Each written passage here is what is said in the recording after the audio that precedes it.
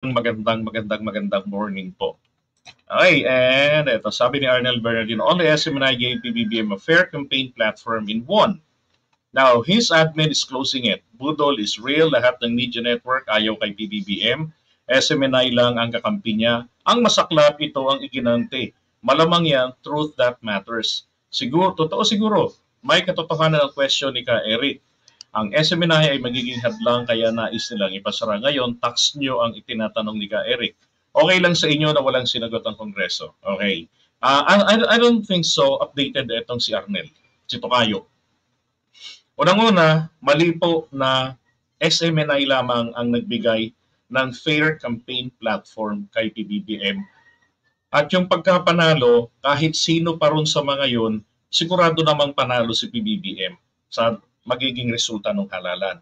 Sa lahat ng mga surveys, kahit yung private, and then doon hindi kami makapaniwala noon, then doon sa mga kalye surveys, hindi kami magkakakilalang mga vloggers, isa ako sa mga nanawagan na regardless kung ano ang inyong content, kahit na luto-luto yan, o habulang tagumpong pa yung content ninyo, mag-survey, magtulungan tayo, alamin ninyo ang pulso ng inyong lugar.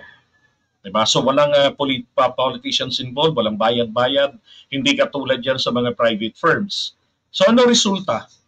O ano resulta, yun din yung resulta. Talo si BBM sa General Santos City, talo si PBBM doon sa apat na probinsya ng Kabikulan. O kasi yung lima kasi yan eh. So ang panglima doon etong Masbate, doon naman siya nanalo. Diba? So kung ano yung resulta ng Kali survey lumabas. Okay, so sa madaling salita, isa pa, ang SMNI, hindi naman ito ganoon kakilala. At ganoon tinuturing na reliable. Sumikat ang SMNI dahil punong makisawsaw kay PBBM. Okay? So ngayon, ano yung sinasabing now his admin is closing it? Hindi naman kinuklose. Anong gusto nyo? Konsintihin? Tandaan nyo ha, hindi po ito dahil dun sa fake news ni Ka Eric na 1.8 billion yung ginastos ni Tambaloslos, sabi ni VP Sara. At doon mismo sa hearing na yon, pinatunayan sa pagmumukha ni Ka Eric na yung kanyang sinasabi na kunwari ay pagtatanong, hindi po bobo ang mga Pilipino. Maliban na lang kung magpapakabobo at magpapakatang GA, maniniwalang pagtatanong yon. Okay? Ngayon, sinabi sa kanya na hindi po 1.8 billion ang nagagastos. Gusto pa nga nila palakihin, aabot pa ng 2 billion daw pag finactor in pa ni yung isang alagad nila, si Belgica. Diba? Tapos kalaunan, bakit nila inedit yung video na yon? Anong ibig sabihin? Merong bad faith. And that is something that they want to play before Congress. Now, and we were there during the hearing. Okay, ngayon sinasabi na budol is real, hindi po. Hindi ho budol. Okay, ang budol po, yung umaasa sa palakasan. May nagawang mali, ayaw harapin. Ay naasahan, may kapit, may utang na loob sa amin. Alam niyo po, kumita po ang SMNI ng milyon-milyong piso ng gabing yun at tuwing iko-content nila. Bayad po. Kami man, ako personally bilang pro-administration vlogger, maski nung panahon ni Pangulong Duterte, hindi ko ho maituturing na may utang na loob sa akin ang Presidente Marcos at ang dating Pangulong Rodrigo Roa Duterte. Bakit? Kumita rin naman ako eh. Bukod pa ron, nag-iho akong masaya sa mga contents ko. Kasi nalilinawan ng mga tao yung pinalalabo ng mga dilawan noon at ngayon naman po ay binabalahura pa ng 3 doble ng mga DBS. Okay? Yung truth that matters, ito na yung sinasabi natin, truth that matters. Di sana, verify ni Ka Eric yan, totoo ba itong sinabi sa akin ng aking source na NPA na nagtatrabaho daw sa Senado? Kasi ang sabi ni Badoy, ni Lauren Badoy, yan daw ay alam niya matagal nang kasama ni Ka Eric sa maski nung nasa samahan, kilusan pa ng mga taong labas. So, I assume NPA po yung tao na yun, ang sabi pa lalaki. Di ba? Ngayon, naging biktima ng taong yan si Ka Eric. Diba? Siya mismo nabatuhan ng fake news. Pangalawa pa, ang taong yun ay NPA. Ang ginagawa po nun ay mapanganib. That is espionage, pagtataksil sa bayan, ang pagkalap ng mga impormasyon at ibabato sa kalaban ng Estado, which is ito nga pong CPP-NPA. At kung totoong nagmamahal si Ka Eric sa bayan, bakit niya patuloy na ginagawang source yung tao na yan? Bakit hindi niya sinusuplong? Dahil espionage ang ginagawa nun, bakit hindi niya hinihimok? Is it because hindi talaga siya tunay na nagbalik loob?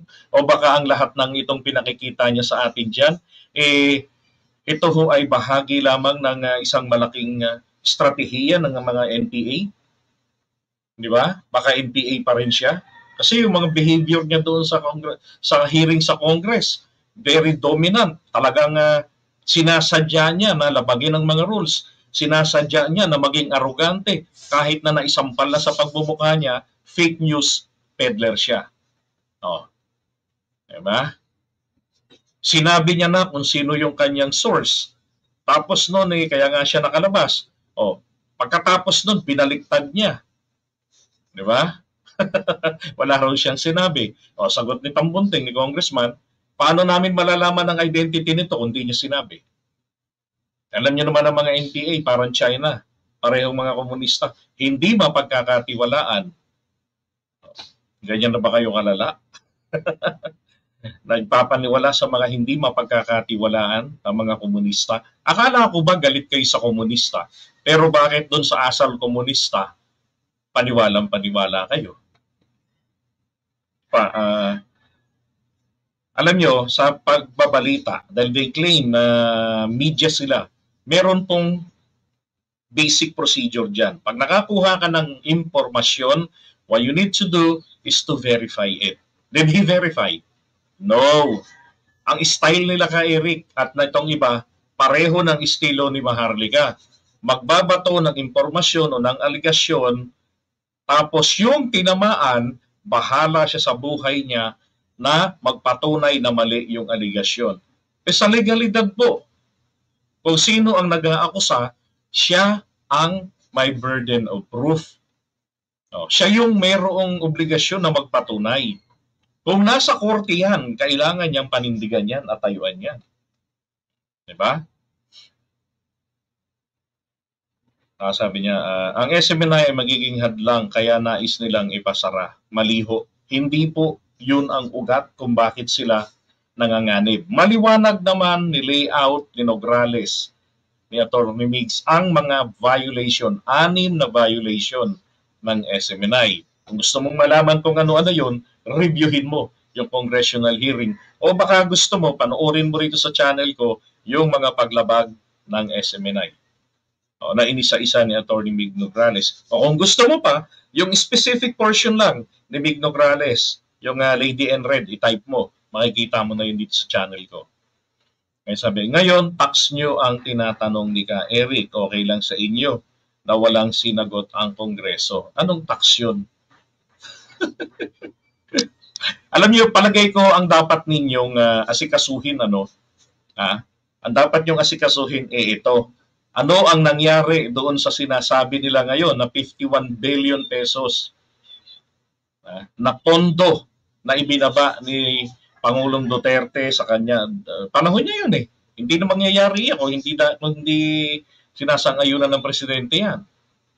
O kung sino man ang Poncio Pilato na naglaan ng ganong kalaking halagang 51 billion pesos. Tapos makikita mo yung mga mamamayan.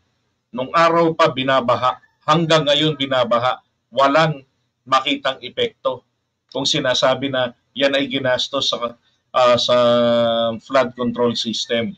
Kaya nga sinasabi ko, hindi po korupsyon. Ang sinasabi ko, para ma-enlighten ng mga mamamayan, bakit sila binabaha pa rin sa kabila ng napakalaking pondo, ipaliwanag ni Congressman Pulong Duterte at ng mga LGU na nasasakupan niya, yang halagang yan.